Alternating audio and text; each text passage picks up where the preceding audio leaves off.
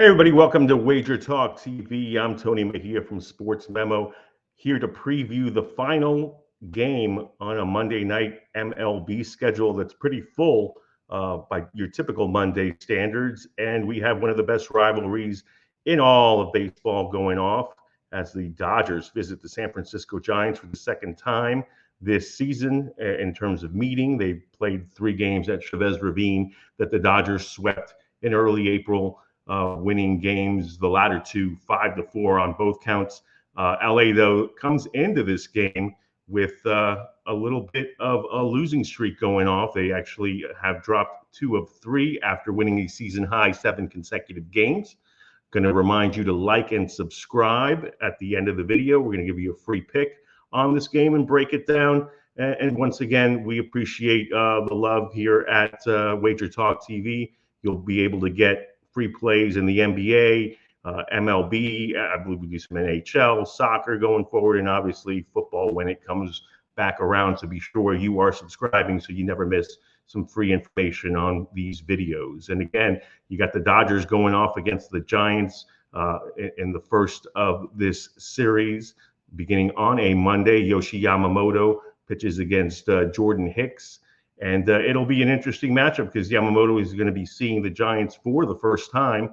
He's been dominant for most of this season. And right now it looks like the Giants are on the mend most of the way. They were healthy for most of the season. Over the last 10 days, calamity has struck to illustrate how many injuries the Giants are suffering through. Since the last time they saw these Dodgers back in early April, the top 3 in that batting order are all out. And 6 of the 9 that played most of that series are sidelined here. You got shortstop Nick Ahmed, DH Jorge Soler is out. You've got a Patrick Bailey fighting a viral illness, the catcher after dealing with concussion symptoms. Backup catcher Tom Murphy's been out with a knee thing. There's Michael Conforto just went on the DL with a hamstring injury. Austin Slater's dealing with a head issue. And yet the Giants were able to persevere and rally from an early 3-0 deficit to beat the Cincinnati Reds on Sunday, wrapping up a nice stretch there for them in terms of winning 2 of 3. So San Francisco is looking like they're hoping to bounce back here. Blake Sable, Brett Wisely, Elliot Ramos, all now part of the mix. Casey Schmidt won it with a ground rule double. I mean, these are all guys that were in AAA earlier this season. So the Giants are looking to piece together some perseverance. And look who's here. It's their arch rival coming to town with absolutely no sympathy for them. Yoshi Yamamoto comes in 4-1. He gave up a first pitch home run to Jazz Chisholm against the Marlins last time out, and another to Brian De La Cruz. But that was it. Those were the 2 blemishes over 8 innings and an 8-2 win. Outside of getting rocked in Korea in his major league debut, Yamamoto has a WHIP of 0.90, a 41-7 strikeout to walk ratio, and hasn't allowed a run in 17 innings on the road, defeating the Cubs, Nats, and Arizona Diamondbacks. He's got a 20-5 strikeout to walk ratio in those contests, a 1.76 ERA outside of that collapse in Korea to start the season. So Yamamoto living up to billing, and he should be solid against the Giants. We'll be seeing him for the first time. It's tough to get a good read on a pitcher, especially one as talented as Yamamoto, when you're seeing him for the first time. Again, you've got Jorge Soler out of the lineup for San Francisco. He might be back midweek, but I don't think he makes this series at all. He hit his first 2 homers as a Giant against the Dodgers in that early April series.